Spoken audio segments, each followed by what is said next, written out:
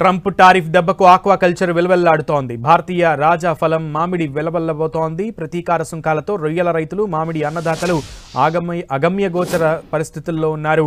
26% సుంకం కట్టలేక రొయ్యల రైతులు క్రాప్ హాలిడే ఆలోచన చేస్తుండగా, మామిడి పండ్ల రైతులు ఇక్కడే దళారులు నిర్ణయించిన ధరకు అమ్ముకోవాలని యోచిస్తున్నారు.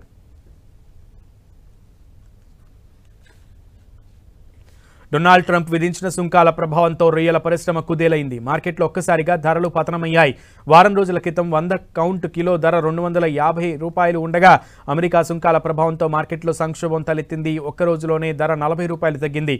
ప్రస్తుతం 100 కౌంట్ ధర $200 నుంచి $210 వరకు కొనుగోలు చేస్తున్నారు. కానీ 100 కౌంట్ వచ్చేందుకు రైతుకు $240 వరకు ఖర్చు అవుతోంది. చెరువులో వేసిన పిల్ల కనీసం 80% పెరిగితేనే పెట్టుబడులు వస్తాయి. 240 కంటే ధర తగ్గినా ఆశించిన స్థాయిలో పిల్ల పెరగకపోయినా ఎకరాకు 2 లక్షల మేర నష్టం తప్పదని రైతులు ఆవేదన వ్యక్తం చేస్తున్నారు. ఏడాదికి కోట్ల రూపాయల్లో లావాదేవీలు జరుగుతుంటాయి. ఎక్కువగా అమెరికాకు ఎగుమతయ్యే రొయ్య ఇక్కడ సాగవుతోంది. ఇక్కడ నుంచి రొయ్యలను వ్యాపారులు సేకరించి విశాఖ పోర్ట్ నుంచి ఎగుమతి చేస్తుంటారు. ఇప్పటి వరకు అమెరికాలో రొయ్యలపై 3 నుంచి 4% సుంకం మాత్రమే విధించేవారు. ఆ పన్నును అమెరికా అధ్యక్షుడు ట్రంప్ ఏకంగా 26% పెంచేస్తున్నారు. ఆ ప్రభావంతో జిల్లా రైతులు ధర తగ్గించుకోవాల్సి ఉంటుంది. తాజా పరిణామంపై ఆక్వా నిర్వాహకులు, వ్యాపారులు ఆందోళన చెందుతున్నారు. ప్రభుత్వాలు జోక్యం చేసుకుని సమస్య పరిష్కరించకపోతే క్రాప్ హాలిడే తప్ప మరో మార్గం లేదని అంటున్నారు రైతులు.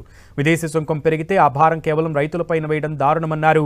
ప్రాసెసింగ్ యూనిట్లు, ఎక్స్పోర్టర్స్ భారాన్ని షేర్ చేసుకునేందుకు ప్రభుత్వాలు ఎందుకు ముందుకు రావడం లేదనేది తమకు అర్థం కావడం లేదని వాపోతున్నారు ఆక్వా రైతులు. మరోపక్క ఫీడ్ కంపెనీలో సైతం వారికి ఉత్పత్తి రేటు తగ్గిన రైతులకు మాత్రం రేట్లు తగ్గించడం లేదని ఆవేదన వ్యక్తం చేస్తున్నారు. ఈ క్రమంలో ఇవాళ పాలకొల్లులో ఆక్వా రైతుల సదస్సు జరగనుంది. అలాగే ఈ నెల 9న రైతులు పెద్ద ఎత్తున భీమవరంలో సమావేశం కానున్నారు. ఈ సదస్సుల ద్వారా తమకు జరుగుతున్నటువంటి నష్టాన్ని ప్రభుత్వానికి వివరించనున్నారు అన్నదాతలు. మరోవైపు ఆక్వా రైతులకు అన్ని విధాలుగా ఆదుకుంటామని ఏపీ ప్రభుత్వం భరోసా ఇస్తోంది. ఇప్పటికే ఏపీ సీఎం ఆక్వా రంగం ఎదుర్కొంటున్న సమస్యలపై సమీక్ష నిర్వహించారు. ఆక్వా సంక్షోభం నివారణకు కమిటీని ఏర్పాటు చేశారు. కమిటీ నివేదిక ఆధారంగా భవిష్యత్ కార్యాచరణపై దృష్టి పెడతామన్నారు సీఎం చంద్రబాబు. ఆక్వా ఉత్పత్తుల విలువ జోడింపుపై దృష్టి పెట్టాలని సీఎం సూచించారు.